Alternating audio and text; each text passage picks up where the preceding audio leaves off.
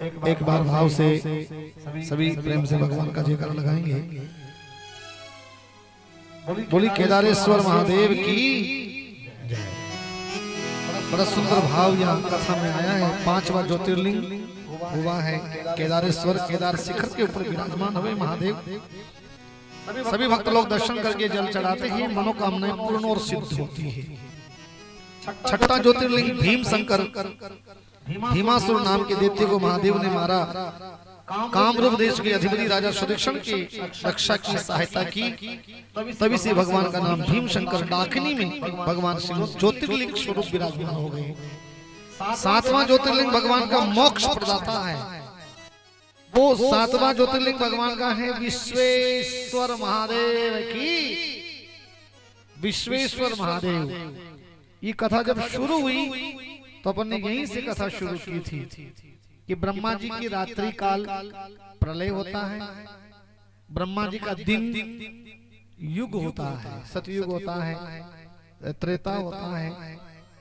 जब ब्रह्मा जी विश्राम करते हैं तो प्रलय काल होता है। ब्रह्मा जी जगते हैं तो संसार का ये पूरा युग चलता है। ऐसे चतुर्युगी चलती रहती है। लेकिन महादेव भोले बाबा ने प्रलय काल की स्थिति में भी कभी काशी को विलुप्त नहीं होने दिया। काशी को शिवलिंग के अग्रभाग पर, वो त्रिशूल के अग्रभाग पर काशी को ऊपर उठा लेते थे महादेव, और उठा लेते हैं।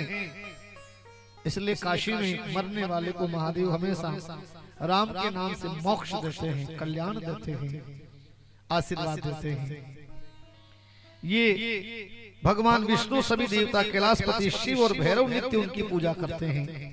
काशी विश्वनाथ के भक्त हैं, नित्य उनके नामों का जाप करते हैं। कर्मों से निर्लिप्त होकर के केवल ये पद के भागी होते हैं। भगवान शिव का ये काशी विश्वनाथ का काशी में बहुत बड़ा विशाल मणिकर्णिका का घाट भी है। वहां मरने वाले को मोक्ष मिलता, कल्याण होता है। भगवान शिव का ये विशेष जगह मानी जाती है काशी, काशी विश्वनाथ। राजा हरिश्चंद्र ने खुद को भंगी के घर बेच के और धर्म का निर्वाह किया था काशी में। राजा हरिश्चंद्र के आगे सत्यवादी महाराजा हरिश्चंद्र लगता है। उन्होंने सत्य पे आंच नहीं आने दी काशी में। अपनी धर्म पत्नी तारा को बेच दिया था ब्राह्मण के घर, खुद के बच्चे को बेच दिया, लेकिन धर्म में कभी आंच नहीं आने दी। और उन्हीं के लिए कहा जाता है ये सतिया सत मत छोड़, जो सत छोड़िया पथ जाई, सत की बांधी लक्ष्मी ठहर मिलेगी आए।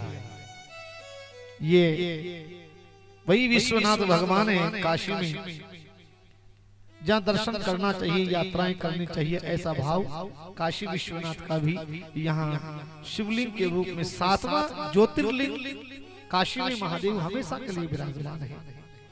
8वां ज्योतिर्लिंग हो गया चंद्रशेखर शिव जी, जो त्रयंबक नामक 8वां अवतार है। गौतम ऋषि की प्रार्थना करने पर गौतमी नदी के तट पर प्रकट हुआ है। वहां एक मंत्र बोला जाता है, ओम त्र्यंबकम यजामहे सुगंधिम पुष्टि वर्धनम उर्वारुकमीव बंधनान मृत्योर्मुक्षिये मामृता। ये भगवान शिव का महामंत्र है। गौतम ऋषि की प्रार्थना करने पर गौतमी नदी के तट पर गौतम की प्रार्थना मुनि को प्रसन्न करने के लिए भगवान शंकर जी प्रेम पूर्वक ज्योतिर्लिंग स्वरूप वहां अचल होकर के स्थित हो गए, विराजमान हो गए। वहां गौतम ऋषि की प्रार्थना की गई थी और वही महादेव हमेशा के लिए विराजमान हो गए हैं। तो ये बड़ा सुंदर भाव। वहां पे भगवान शिव जी के अनुग्रह से शंकर प्रिया परम पावनी गंगा, वहां गंगा जी का नाम गौतमी गंगा के नाम से रहती है। गंगा जी गौतम ऋषि की प्रार्थना करने पर वहां जो है वो पावनी गंगा गौतम के सने बस वहां गौतमी नाम से प्रवाहित होती है। अब यहाँ हम चलेंगे आगे। 9वां ज्योतिर्लिंग भगवान का वैद्यनाथ महादेव, क्या बात, उन्हीं की शाखा है ये 9वां ज्योतिर्लिंग की कथा आती है। इस बहुत सी लीलाएं करने वाले भगवान शिव ने रावण के लिए अभिभूत हुए थे। यहाँ आया ना प्रसंग, एक दिन थोड़ा सा सुना था आपने।